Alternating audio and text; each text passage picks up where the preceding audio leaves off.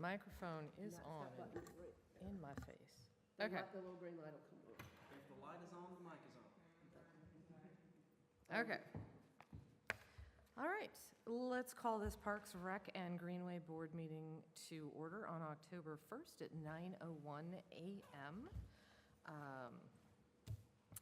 So, hope everybody's doing well. Hope everybody made it through Hurricane Helene just fine. Thoughts and prayers go out to all of the people west of us who got hit by that really hard.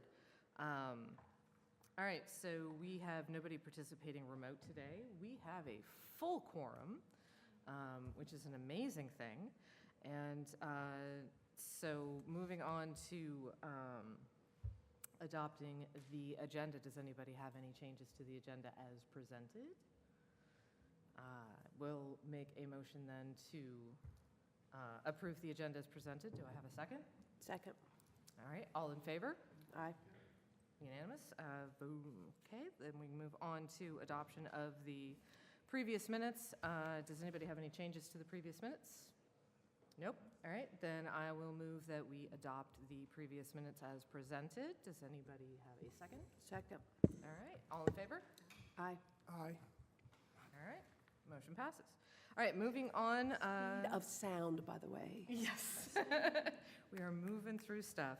All right, so I do not see anybody in the gallery for public comment. Public, no comment.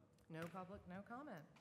And then we are blazing through the agenda, and we can get to the Parks and Rec update. Tyler, you're on deck. Good morning. Good morning. So October 25th, we'll have the trick or treat event down at Eford Park. It'll run from about 5 to 7:30. That'll be followed by a movie on the big screen in the lawn. We'll be showing Scooby-Doo on Zombie Island. So Nice. it's a nice classic cartoon. We are still accepting vendors. I think we're up to about 8 or 10 signed up vendors for the trick-or-treat portion. And it's still early, so looking to get about 20, 25 if we can.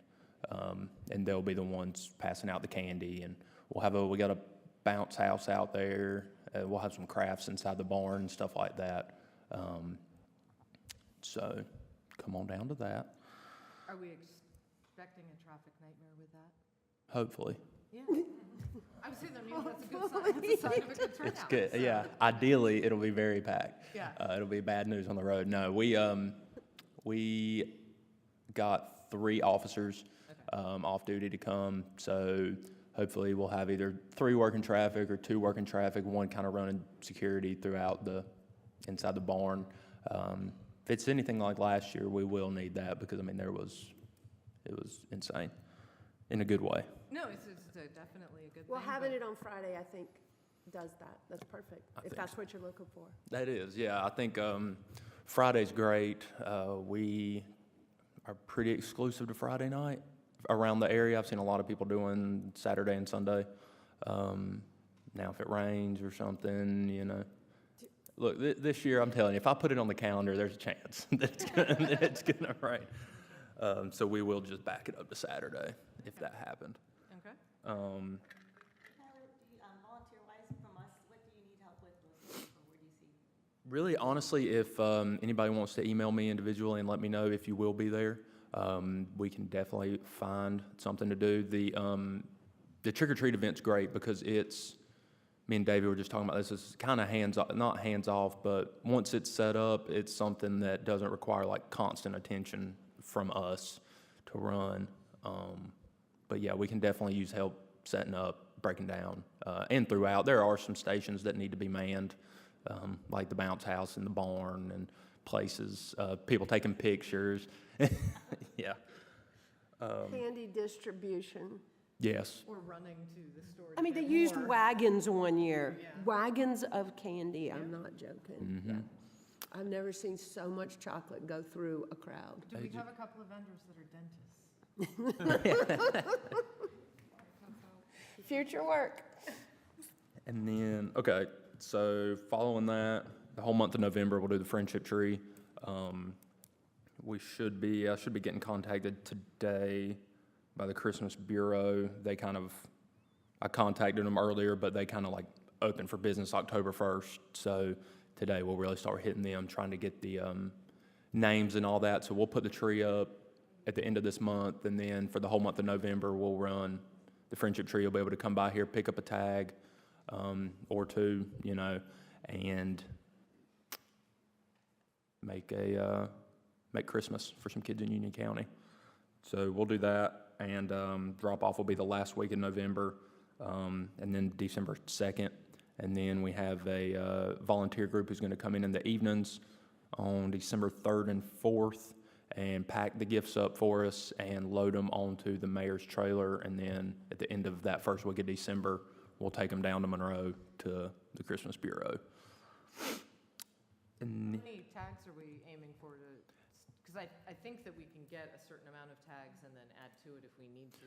We can. We're going to start this year. We're going to up the number this year and start with 65. Last year we did 50, and it was good.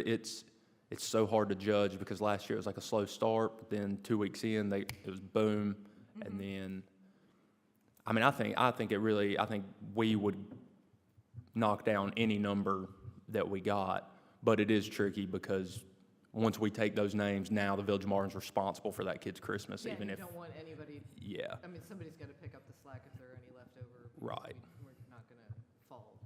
Yeah. so, and if we knock 65 down in the first 2 weeks, we can put in and get, 15 more or something like that.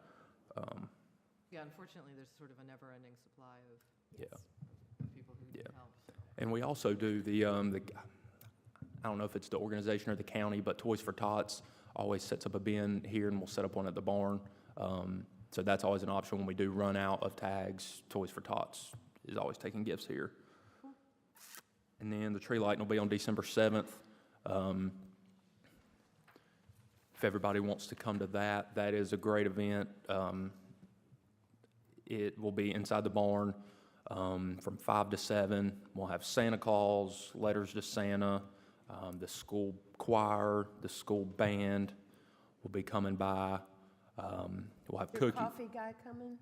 Did he have a Yes. coffee guy last? We had a Union Mobile Social. We'll be there doing hot chocolate and coffee again. That was a real hit last year, having them do that. We'll have cookies. And it's going to be cold outside? Yeah, I'll order that. I'll put in One year it was 75. last year I was in shorts. I do remember it was not cold and it was The raining. last year that we had the ice sculpture, it literally was just like a waterfall. Santa lost about 12 pounds that year. Oh, I don't doubt. I mean, it would be awful. Yeah, yeah. Oh yeah, The hot chocolate. Anyway, What's the date of the tree lighting? the 7th, the first Saturday in December. And yeah, if anybody's looking to volunteer that day or come out to that event, there will be stuff to be done if anybody wants to come out. what time do you start it? That'll be from 5 to 7. 5 to 7? We'll light the tree, probably. So the breakdown right now is we're going to have the choir come at 5:15, and they'll sing 4 songs, probably from like 5:20 right to 5:30. When they get done, we'll have the mayor line it up, and we'll light the tree at about 5:30-ish and do a countdown. We'll hang out, leave the lights off, let everybody, I say 5:30, but like, it'll be right at dark. It might be a little after 5:30, but right when it gets dark, we'll light the tree, kind of leave the lights off for a minute, let everybody take it in, because it popped. Davey had that thing, it really popped last year. And then the band will come play at 6 o'clock, and then we'll run the event until 7. Then we'll do some stargazing at 7. So pretty much the next thing that we're looking at after the tree lighting, we have a couple soft dates for another stargazing event in January. Trying to work on some dates. Right now, me and Dr. Abbas are talking about Friday the 24th of January. But we gotta figure out a couple dates and lock one in. There's also the option in the wintertime, we might do a daytime not sun gazing, but like he has a big telescope that's like a blackout, it's like a weld mask, you know, you can look up there and see solar flares, and there's stuff you can study during the daytime through these special telescopes. So that's something. That would be really cool, yeah. So, trying to figure, if we can get both dates fairly close together, we might do it like a package registration. If you sign up and do this, then you can come to both events, or it might be two separate things. Awesome. That's cool. So that's pretty much what's rolling right now. And hopefully you and I are working on some events with North Carolina Wildlife Federation. Absolutely. Trying to get, I've got a meeting with her next week, actually, to Oh, talk about already? topics. Yeah. Okay. So we'll figure out what we We'll can figure do there. those out, and we'll get that going at the park as well. So there'll be family-focused wildlife kind of things at the That sounds park. fantastic. Yep. Yeah. They've got a new program with the North Carolina Wildlife Federation. So there's a lot happening. Yeah. Yeah, there is. So if I can wind the clock back, since we didn't have a September meeting, I know this is probably way off because you've already updated council and all that stuff. How was National Night Out? It was good. It was a good turnout. I know we had to postpone the first one, and then I was out of town. for Yes, the yes, second we one, did so- because of rain. Yes. Yeah, no, If we're ever in drought, we'll just have you schedule more. I'll just pound it out. telling you. We'll get everything done. The Rainmaker. It was good. We had a really good turnout of people. I'm trying to think. It was, we had fire department, state troopers, the whole shebang. We had safe unit out there, ambulances. It was a big turnout, really, from law enforcement on that night. A lot of sheriff's deputies. And there was a lot of families out there. A lot of hot dogs got ate. I mean, I think I had to send for more bread. I mean, there was a lot of food. There was a good amount of people. It wasn't overwhelming or anything, but it was nice. And we had a So- lot of help. The Young We- Men's Organization was right there putting the hot dog, your and my job, it was just me, and they were just as fast as I could make them, they were Yep. packaging them up. Yeah. Those boys get after it, and also the Junior Explorers, which are a volunteer group of young men and women through the sheriff's department. Okay. They volunteered and they hosted a table, and that's a really great organization. They're actually coming out to trick or treat to assist with parking, because they really got it going on. Junior Explorers, Yes, I'm writing that down, we will talk. they will. If you give them enough of a heads up, they can come do a lot, and they like to do a lot. I like them already. The deputy who was here briefly, Justin Kazai, he kind of heads that up a little. Very cool. Okay, good, that's great. What age are they? High school, they're anywhere from I want to say they're 14 to 18. So they're like a, Visions of Sugar Plum. are they younger than that? No, Visions of Invasive Plant Removal. Starts in 6th grade, so it's all the way from middle school up through the end of high school. They're everywhere. All right, fantastic. And then the only other thing from way back was, how did the summer camp, the lake? Oh, that was, Kind of stuff. that was did really go off good. well? We're gonna do Yes, that again? that was awesome. We had a full list of signups for that. I believe it was 24. That was at Cane Creek, right? Yes, we went to Cane Awesome. Creek Park. Only all Marvin residents, kids went, which was great. There was what's the name of the neighborhood? Like Weddington Chase? No. Yes, Weddington Chase. Yes. There was 15 kids from that neighborhood. But we had, what did we do?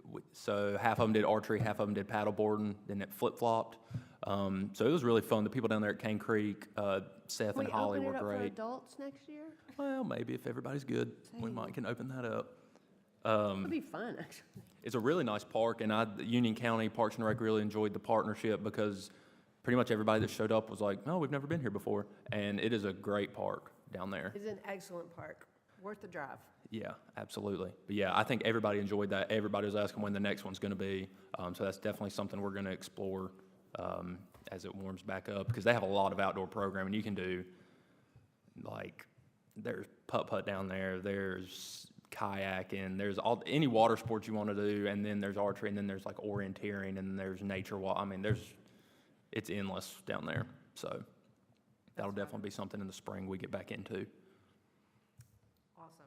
Glad that was a success. All right, cool. And I thought, yeah, I'd forgotten. Is that the last thing we did? We were trying to have the cornhole tournament in September. That didn't happen. Yes. But Trouble with traction on that one, huh? yeah, a little bit. But we'll try something else. It wasn't rain, though. It was dry that day. It was nice. Of course. But it was something. It was just worth trying, rolling out.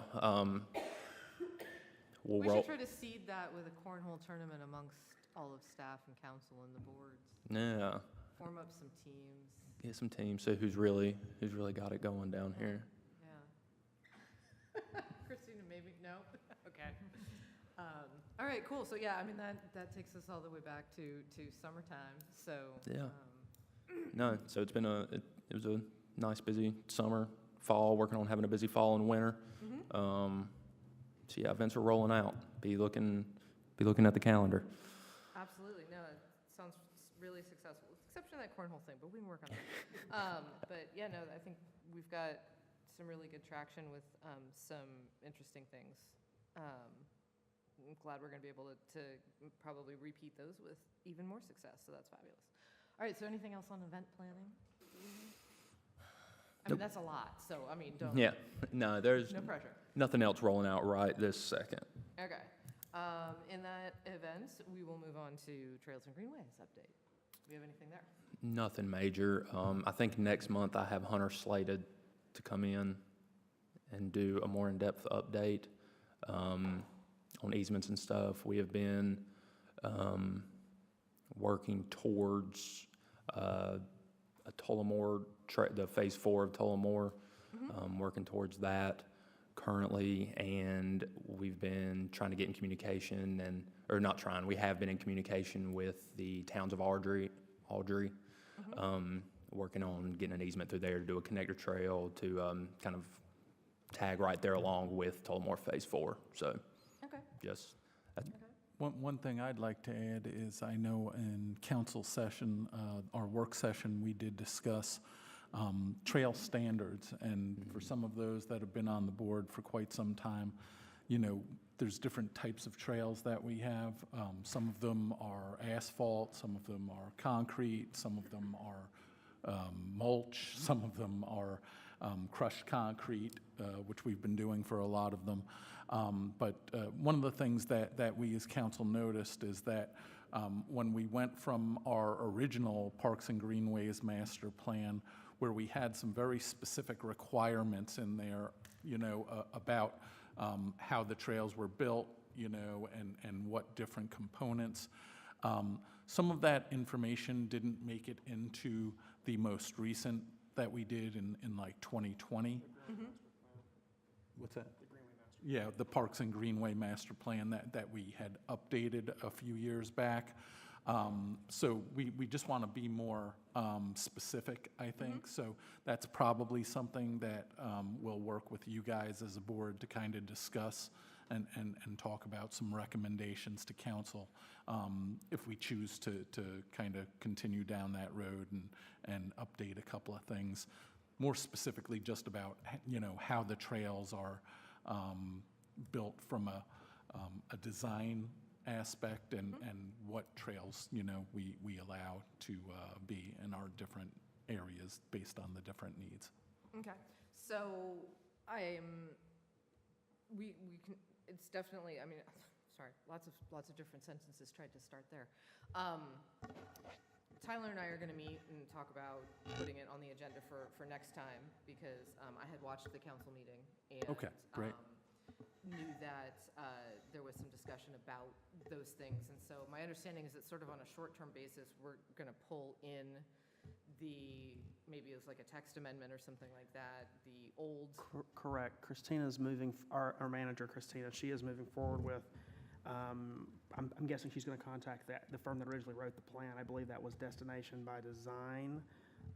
She's going to talk to them and get them to add in our existing trail standards so they're already in the plan, and then we'll bring the entire plan to you all at future meetings for you guys to start reviewing, because we may be moving towards a complete rewrite of the master plan.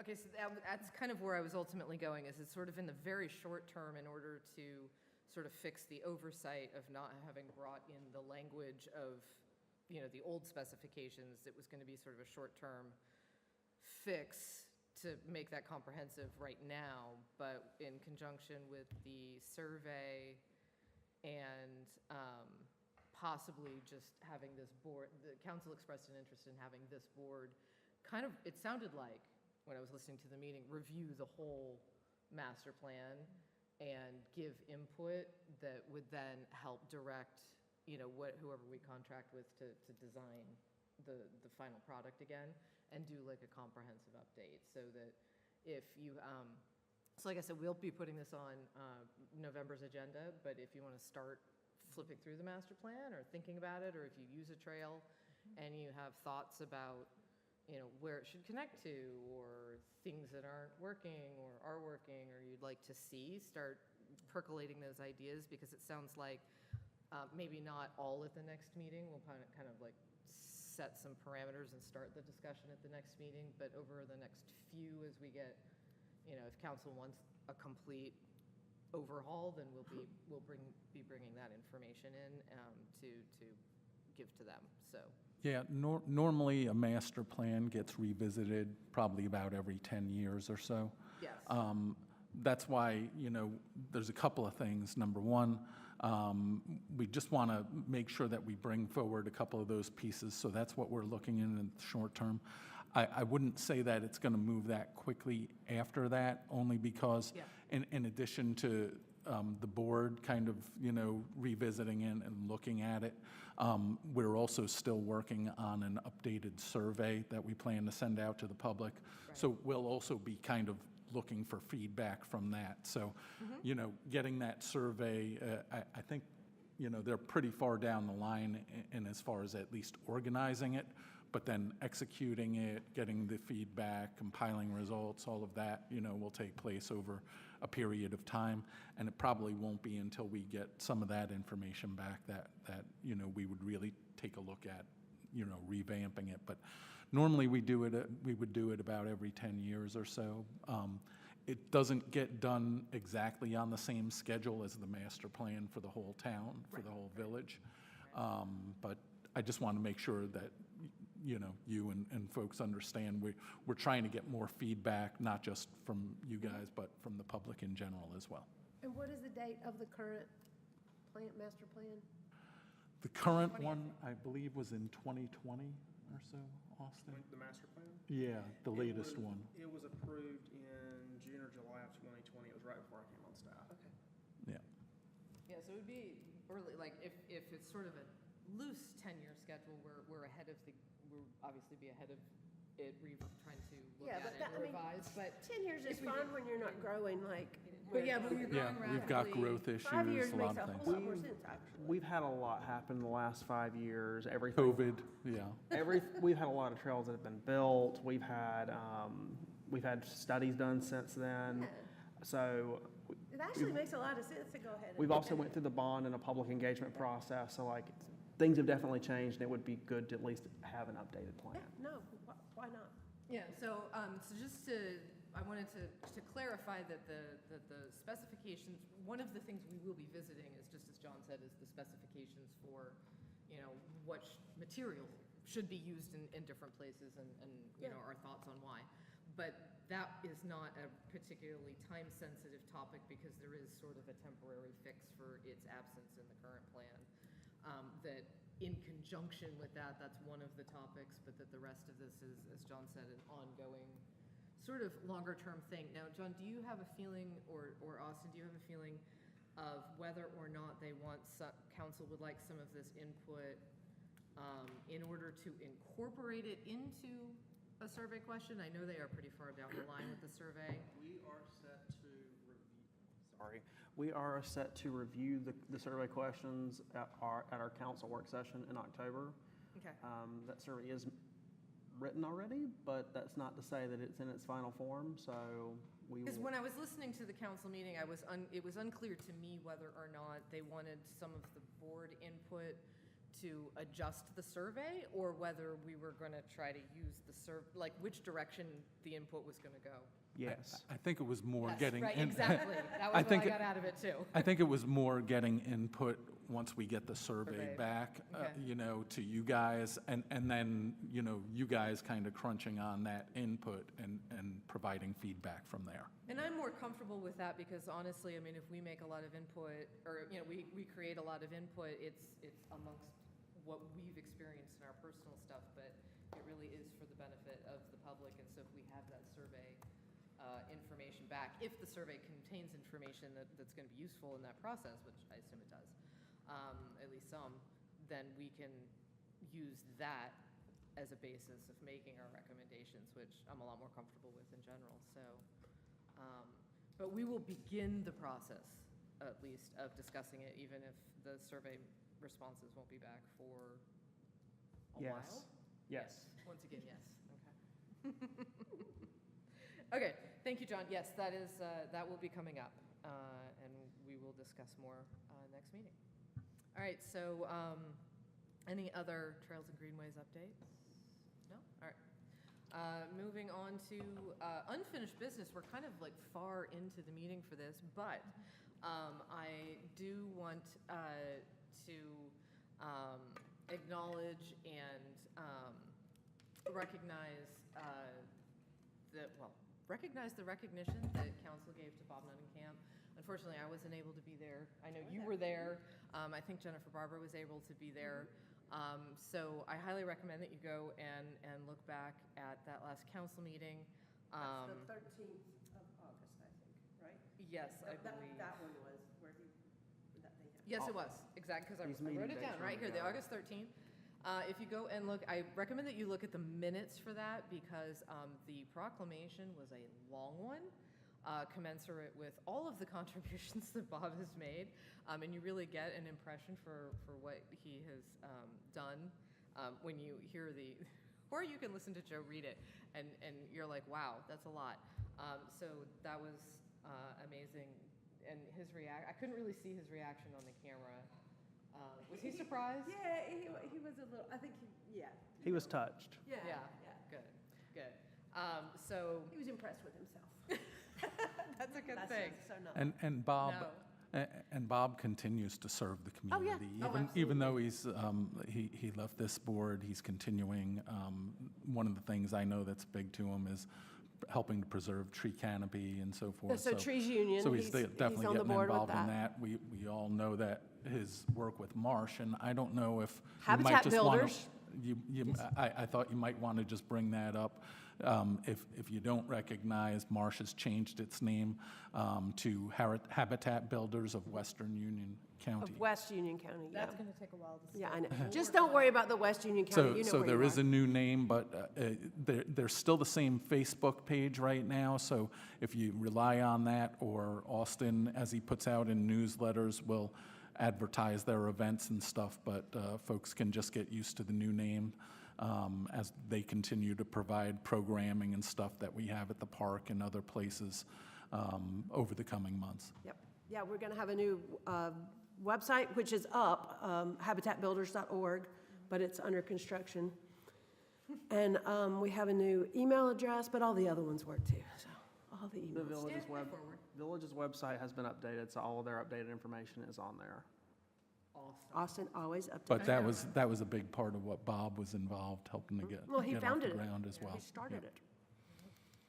So that was wonderful, and I was sad that I couldn't be there, but it was nice watching the video. So if you'd like to check that out, go back and watch that video. And then, of course, I'd also like, a little late in the program, I guess, to welcome our new members. So we have Michael Vitone and Deb Sokol.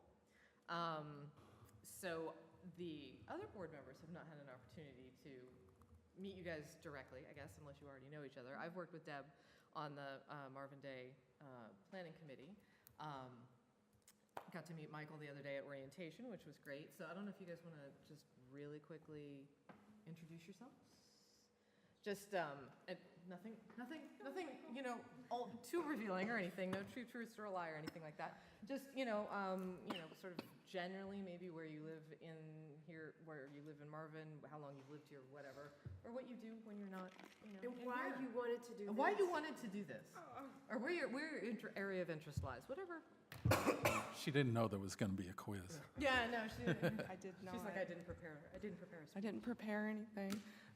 My name is Deb Sokol, and as Jen said, I've helped with Marvin Day and the 5K fun run, and I just had a fun time doing it. I enjoy helping, and I'd like to be a part of helping just create fun activities for the community to do, and just be a part of helping. So I've been here. I live in Firethorn, and I think going on 12 years now. And my kids are older now, so I have more time to actually volunteer for things. So that was kind of the motivator for adding to my workload. So, Well, we're very glad to have you. thank you. Good answer. Yes, absolutely. No, you've been really helpful in the Marvin Day Committee, especially in the years before, we had Tyler overseeing it, where, making connections with vendors and all of that. I agree. Tyler does a great job with the events. Yeah, so that's been a relief, but, And he's kept us out of a drought situation. yes. The bringer of rain. The rainmaker. All right, Michael, So- tell us a little about yourself. My name is Michael Vitone. I've been living in Marvin for 16 years. I live down in the preserve in Marvin, and I love nature, and I love our greenways, and I hope to make an impact in our community. Yeah. You are in the right place for that. Thank you. Absolutely. Yeah, on behalf of council, thank you both for volunteering. I had the pleasure of serving on the Parks and Greenways Board for a number of years, and it not only, helps you to kind of soothe your soul and volunteer and get involved in community events and stuff like that, but it also gives you a better understanding of how government works, and sometimes that can be a little surprising. Things often take a little bit longer, but we really appreciate you folks stepping up to volunteer for this board, and look forward to working with you guys. I'm the council liaison, so we have a council liaison that comes to each of the meetings. Like Bob is one for planning board, so all the different boards kind of have a liaison that they work through. So if you do have any questions, either Jen or myself, can run things up through council. And, they're all very approachable too. So if you ever, feel the need or have an idea that you want to speak to one or multiples of us, you can always reach out directly. The main reason that he is the liaison is because he is the keeper of all history for Parks and Rec. I mean, like, he can go, okay, that's file folder number 7, yeah, okay, that was 2017, yeah, I'm not kidding. When you left, I was like, what are we going to do? I know. Then you came back. But you're still here, so. We're like, the history is gone. Yeah. We know nothing. Okay, so we are very glad to have all the seats filled, and we're very happy you guys are here.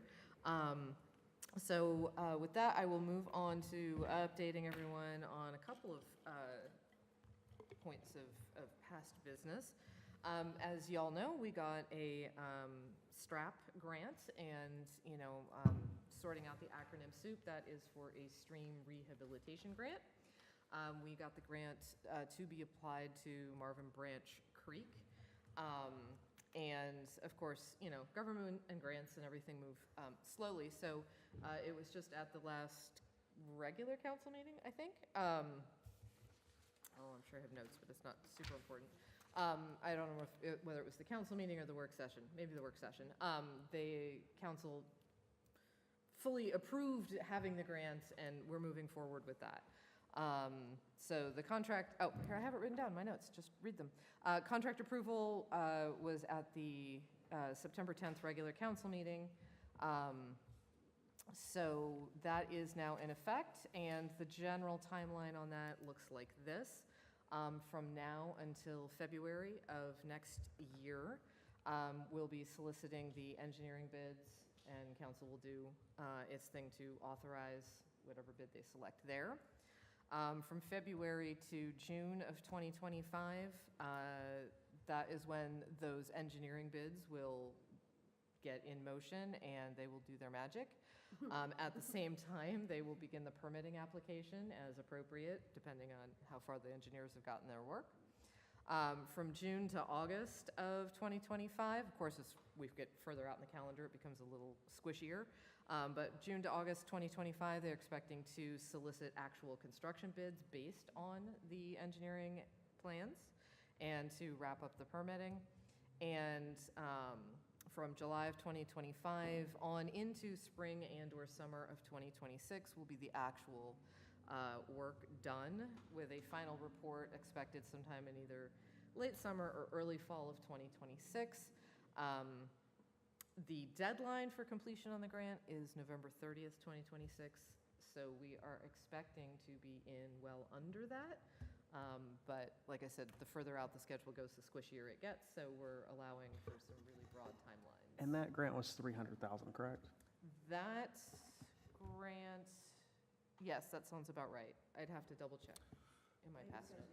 Yeah, and David says correct, yes. correct me if I'm wrong, but I think to some extent, we intend to kind of shadow as they go through different parts of that process to kind of better understand as a village what we can do, kind of more from an allowable maintenance perspective as we kind of go forward.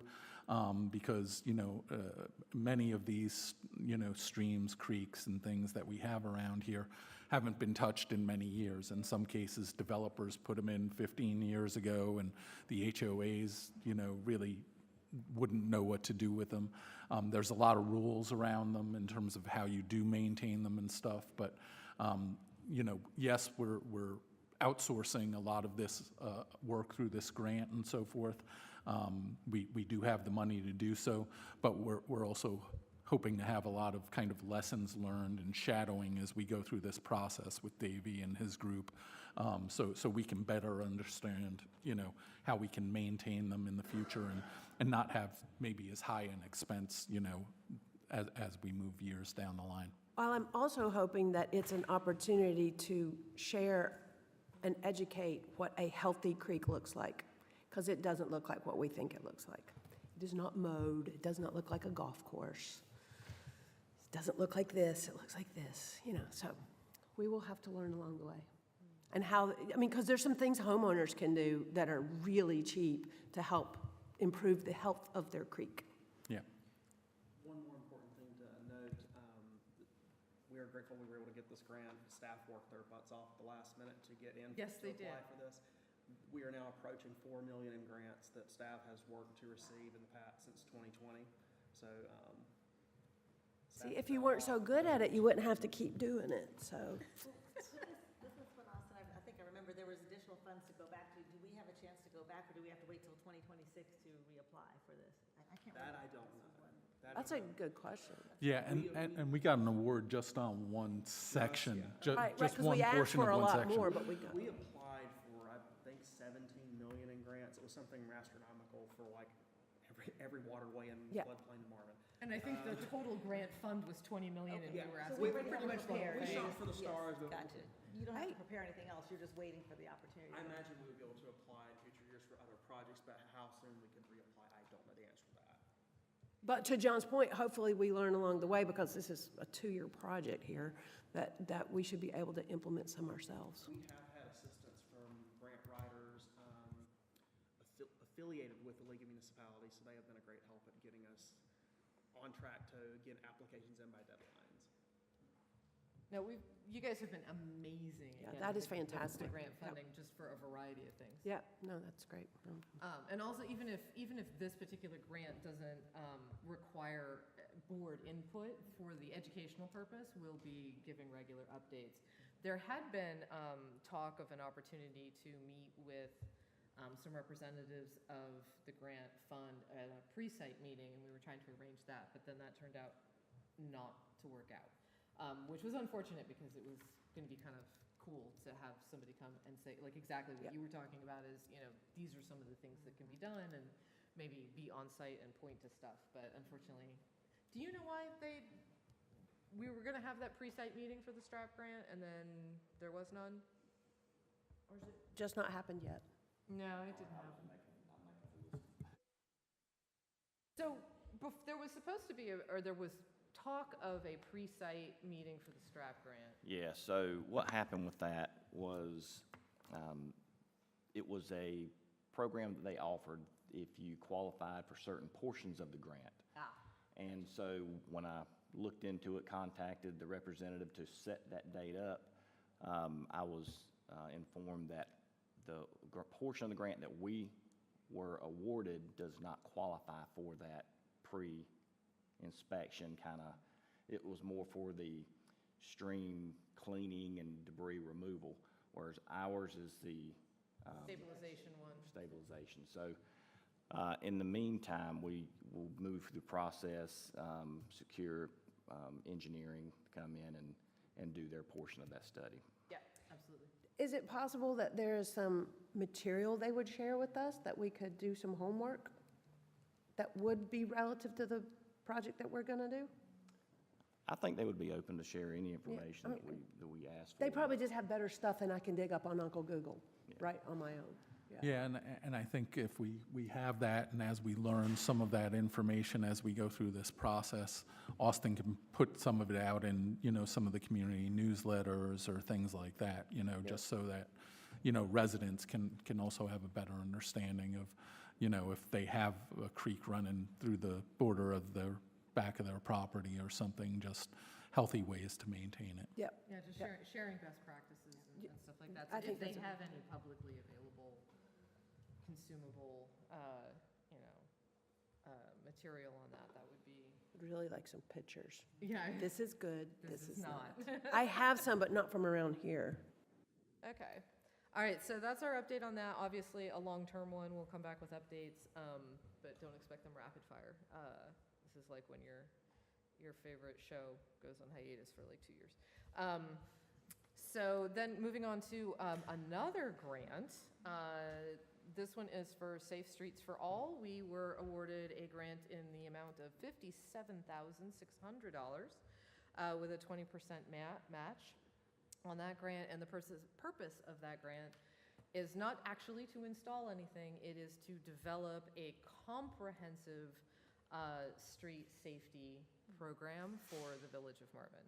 So that will kind of only tangentially touch this board in the sense of, sidewalks and trails and things like that that are sort of road crosswalks. Across Joe Things Kerr. that are sort of like road adjacent.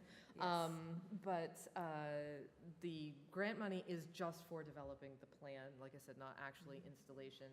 I don't know if at any point they will be asking this board for input to the engineers on, things that we'd like to see in that plan or concerns that we have for that plan. But, adding to our running total of grants, I wanted to let everybody know that we've got another one, and that it could have some very beneficial impacts in the form of, eventually getting some crosswalks and speed bumps and speed limits and sidewalks that are, safely set away from the streets and things like that. So. Yeah, I was gonna ask, maybe John, you might know, with the whole crosswalk studies, I know, like, as you mentioned, Joe Kerr, and especially that's an access point. I don't even like to drive over there. I have to walk it every day with my dog, but Marvin, to get to the Marvin Loop, just across the street, is that something that at one point was on the, kind of the map for the town or the village to take on, that sidewalk? It is. It's also tied into the fact of which roads you're talking about, because some of the roads are Marvin roads, some of the roads are state DOT maintained roads. So those are treated differently. Anything that we do with state DOT, there's a lot more kind of hoops to jump through and things like that. And, essentially they have the final say on anything that goes on theirs. Specifically, I know you've mentioned Joe Carr Road. There have been some conversations in the past, specifically about possibly doing some cost sharing with some of the HOAs that are in that area that would utilize that. That never really kind of came to anything. But as we move forward in the future, I know, different areas and crosswalks and, as we kind of develop back to talking about, a master plan, those are some of the things change over time, so there are a couple of things I know in terms of the roundabouts. As we've designed those, we have built in so that there could be pedestrian access to be able to traverse those if necessary. So some of the things that we're doing, we're trying to kind of look out for the future so that they'd even be an option or not. Because if you don't build it in kind of in the beginning, you know, sometimes you don't even have that option later. Well, and that's why a comprehensive plan like that is beneficial, is so that we know what to build in when we do one part, so that it will later connect to the other parts. Absolutely. But for public safety, I guess I'm just not, and I know because the location we're at, as you mentioned, is, I don't know if Joker is who owns it, but is that a priority? Or how does that get kind of not forgotten and Not part of forgotten. well, I mean, is Yeah, it just 2 seriously. years down the road of a plan, or is there anything we can do to make that more visible? Yeah, I'm not sure where we stand specifically with that one at this time, but, you know, the other reason and ways they play into, you know, importance is when we start to get around budgeting time of the year too. That's when we typically look at, not just at a council level, but we've looked at the different segments of, you know, PR&G greenways and things like that in terms of what we want to prioritize for, you know, 3, 5, 7-year, 10-year capital improvement plans. Now, those are not monies that, you know, get earmarked for one project or another. It's more of a planning process, but some of these things will come into play as we kind of reset priorities each year when it comes to budget time. But this Safe Streets grant may, I mean, somebody's going to come in and do the consulting for that, I assume, yes? Not, The plan, yes, and the end result will be a plan, and then later we could reapply for additional funding to go on from there. The first Right. step is to always have a plan. of course, but I'm saying someone from the outside comes in to consult, to figure out where that is. So Joe Kerr may be at the top of the list. I mean, if you come in from the outside or a roundabout. Components of Yeah. the plan.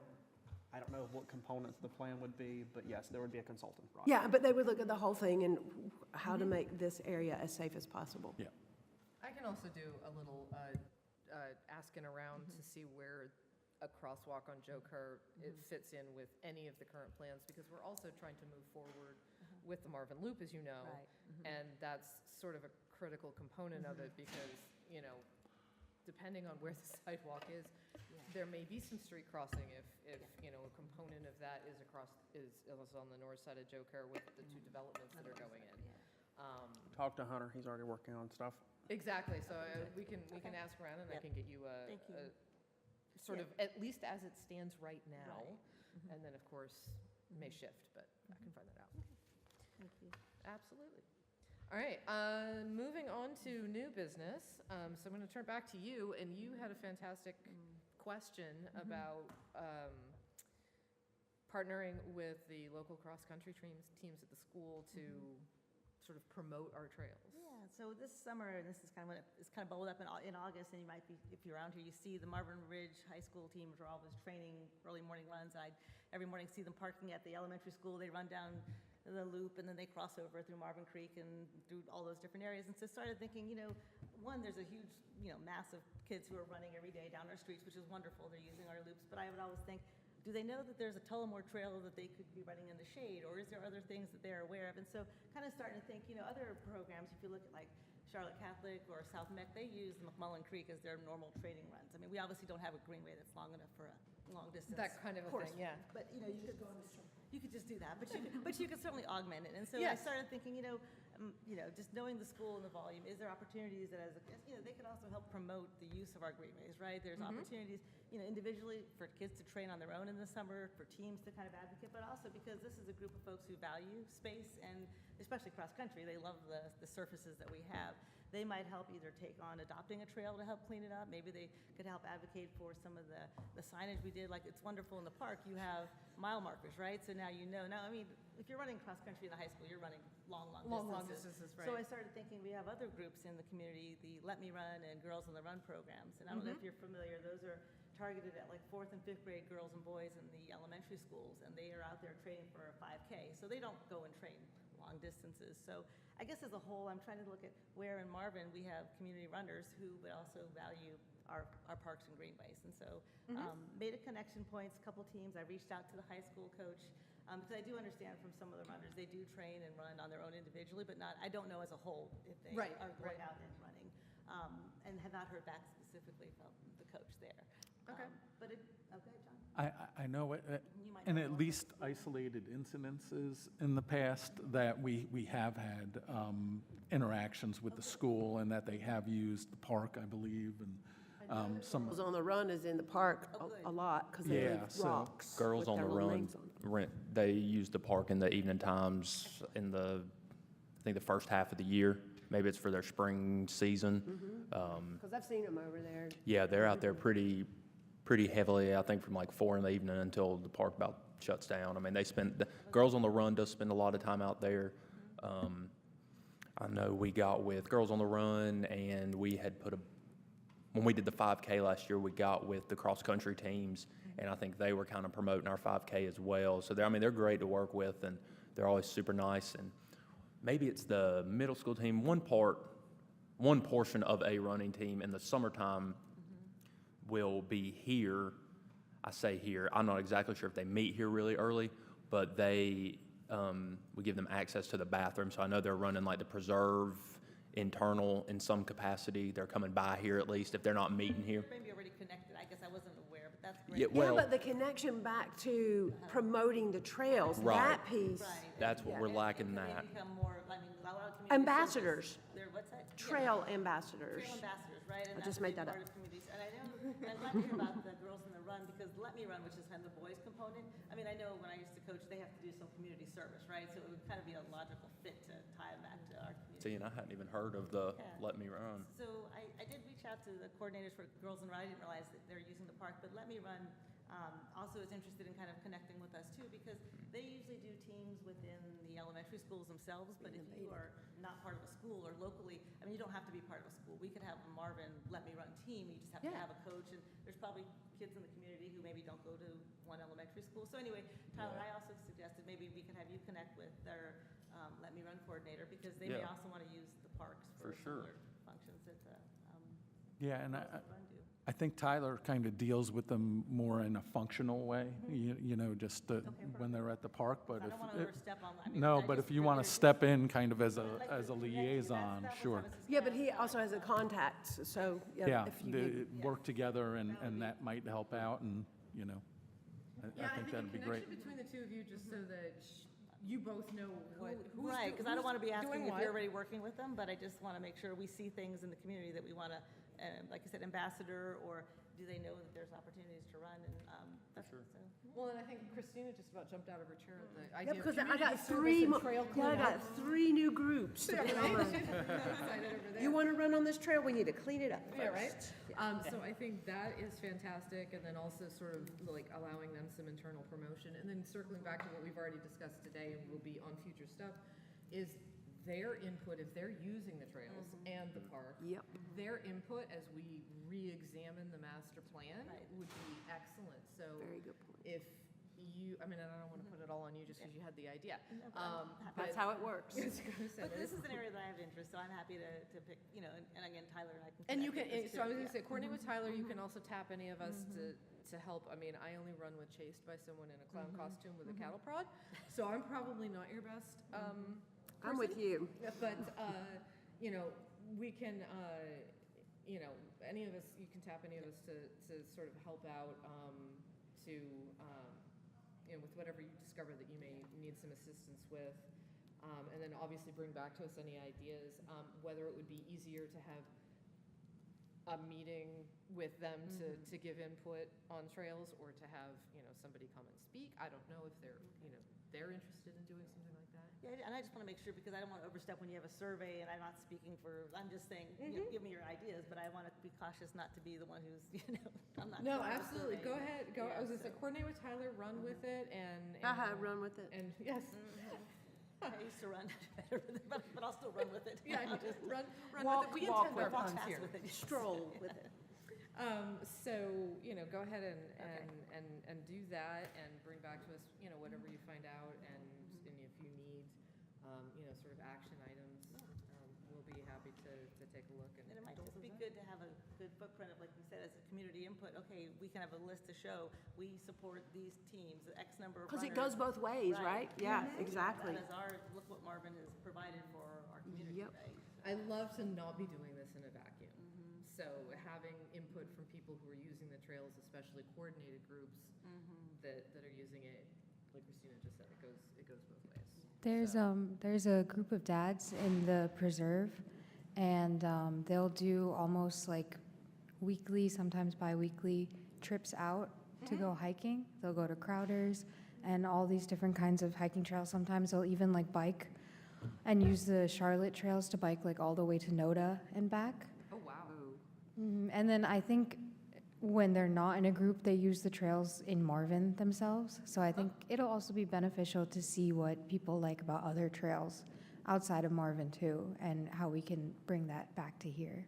That is an excellent suggestion, because we do have, local communities that also have bigger and more developed greenways than we do. So, does that group have a name?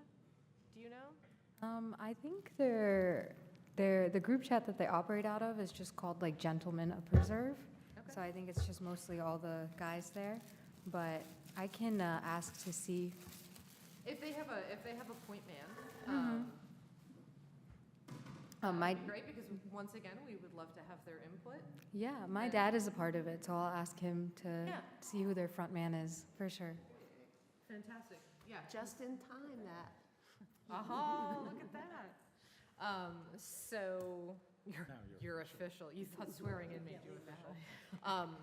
So, yeah, that would be great, because every single community group or individual, but groups are obviously a richer target, that can give us input on how they're using the trails, what they'd like to see, and where we can improve would be phenomenal. So, all right, well, thank you, Christina, for bringing that up. I think that was a great idea. And then moving on to your other great idea. Okay, well, this one kind of ties a little bit to the usage of our greenways, and I think this is something folks aren't aware. A couple weeks ago, we lost a very good friend and former mayor, Mike Cognac. He'd been part of our community for the last 24 years, and very much involved with the council, as a mayor for some time. I know, John, you had a long-standing working relationship with Mike, too. So I think, the council has done a wonderful job. They did the recognition of Mike, and I appreciate all the things that I saw go on. And I'm not aware of other conversations, John, but I just did want to propose, because Mike was really instrumental in what we call the Marvin Loop today. I mean, this was part of back when Tullamore was still building out Marvin Creek. He really advocated for land and space to be held for these types of things. And I just think that it's important that, in some way, that, his commitment and legacy is recognized. Of course, sensitive to, I want to make sure that his family's comfortable with any kind of recognition, but I think because he was really one of the first kind of forefronts of our community greenways, that there is possibly a way to think about recognizing or honoring him. I thought that was a wonderful idea, and I think that one of the things that you had mentioned would be, as an option, would be a plaque on the Marvin Loop Trail, given that he was instrumental in that. Anybody else thoughts on that? Yeah, I did know Mike really well, having served on different volunteer boards and stuff. He was really involved from like early 2000s, like 2002 to 2007, both on the council and as a mayor. And as you mentioned, truly was instrumental in helping to develop the different ordinances that Marvin still benefits from today. If we hadn't made good decisions in the early 2000s, it could be a whole different look and feel to Marvin right now. But the requirements of, dedicating certain areas of developable land, back to the village for the use of trails, easements, things like that, really kind of came into being during those years. And I know we as council did, share our respects at one of our council meetings recently. We lowered the flag for a couple of days. I'll discuss with council as well, something perhaps like a plaque on the Marvin Loop, as you guys discussed, just as a remembrance. Jamie Lyon on the council was also very close with Mike, and had even seen him of recently. And Jamie and I were privileged to be able to be at his memorial service as well, and saw a lot of people that worked at the village here. He really touched a lot of folks through his service here, through his service as a baseball coach, you know, traveling all over and working his sons through that whole experience and stuff. But for him, Chris, and the boys, you know, it was good to see them, you know, be at peace with things. And you know, Mike will be fondly remembered in this community for a long time. Yeah, I think Christina had shared with me that, you know, not long before he passed, she had shared with him that we were still working on the Marvin Loop, Yeah, and he was excited that, you know, so many years on. Still pieces of it coming together. They were yeah. still working on it. He was and still excited. He goes, come back and tell me more what we're doing. You know, this was just only about 2.5 months ago, so that's how passionate he was Yeah. about this community. I mean, he still wanted to know where we were going with this, so. So that was, so I think that was what sort of gave her the idea of maybe a plaque on Marvin Loop, given that was of many projects, And one again, of. John, one. you would know better from the council and the work that he did specifically to the village, but I do know the loop Yeah. was a big part of that. Yeah, But absolutely. obviously, some things like that require funding, and that's, you know, sort of with the council. So if you wouldn't mind taking that back to them and Sure. and seeing if they would be interested in recognizing him in some sort of. Regarding costs, I don't know how much like something freestanding would be. I know the plaque itself, if we were to get a bronze one like we have on the front of the building, that's like $1,500 to $2,000. Okay. I don't know how much it would cost for like a plinth or something to hold for it to sit on. But Yeah, we'll talk amongst council and Okay. see what we come up with. That would be great. Thank you, John. All right, so that covers all of our new business. Austin, do we have any action items? no. Fantastic. Do we have any ongoing action items? Christina. Hold on. Christina. I know. I'll give you one hint as to what it is. I know what it is. You're gonna flick the lights. I know. I thought about it on the way over here. The only other thing is Hunter is eventually going to get the urban forester back here to do a presentation for you all. He did one on preserving the tree canopy, I believe, last year. It was a very good presentation, so we're hoping you guys can see that again in the coming months. We were the only, you were there? I was going to say, that would be phenomenal, because Keith we're O'Hare, the only yeah. people who've seen that. Now we have new board members. Well, and he's probably got. And John. Well, yes, sorry. Yeah, sorry, and John. But seriously, that would be a good thing to be, have him back for. It would be great to fill the room full of people, but I know that's probably not likely at 9 o'clock in the morning, just because everybody could hear that presentation. Hint for your next speaker series. Yeah, well, yeah, he's done those for us before. But because Trees Union is now a proper entity, he can talk a little bit about that too, but. Yeah, so our urban forester talked about the tree canopy in Marvin and how that keeps us cool, literally. And the other thing that he's not so subtly alluding to is that I owe him information about helping people understand they need to turn their lights off. Yes. Hard to do as we're going into Explicative. holiday season. Huh? Yeah, especially. Expletive deleted. Yeah, expletive deleted, yeah, exactly. Yeah, I keep thinking back to that, thinking, do we have action items on that other than just? Me doing something. Well, no, just other than Yeah, putting ju- it back on Well, March. what we were talking about doing is some kind of marketing campaign, just to remind Yes. people that it's a really simple thing to do, just turn the lights off. Yeah. Some You do social- not need to look like O'Hare Airport. Some at your social house. media posts, some graphics, or I- something for the newsletter. And there's tons of stuff out there, I just need to compile it and give it to you. Okay. Yes, it's gonna happen. As soon as planting season is over, it's gonna happen. That's legit. Okay, well, right in time for Christmas. Yeah, right, well, Right in time okay, for let's, come on. Maybe, I would say maybe that's perfect, or maybe we wait until after Christmas. to do the That's big when I, lights down. that's when I usually do my newsletter post. Now that you've taken the tree down, Oh, Christina, on an unrelated note, it's newsletter week. this week? Yes. Oh, crap. Okay, why is this not, okay.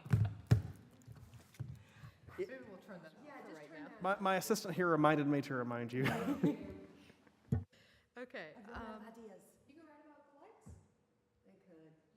Yeah, but then what does she write about in January? Oh, I'll do it every week. Okay. All right, so, board member comments. Does anybody else have anything they'd like to bring? John, anything?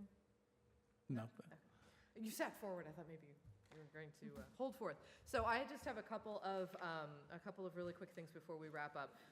Already recommended that you go back and look at the August 13th council meeting, at least the minutes, and you can read the recognition of Bob. In addition to that, there was, on the August 29th council work session, a presentation by Bart Landris of the Catawba Land Conservancy. That was actually a really interesting. What day was that? It was August 29th. Thank you. And if you go back and watch that presentation, it was actually very interesting. There were several things that would be very informative for people on this board with regard to land use and safety and security, and also not just trees, that meadows. Oh, meadows. Meadows yes. are good. Peanut And prairie, baby. yeah, and so it was lovely to have somebody talk about some of those other things than just pounding home trees everywhere, which They're obviously. big advocates of, that we actually used to live in a prairie, not Exactly, in a and that was forest. one of the things he touched on. So there were several points in that presentation where I was like, oh my gosh, this is great. So I do highly encourage you guys to go check that out. Once again, that's the August 29th council work session. Work session? Yes, that was the work session. And then also, most recently, just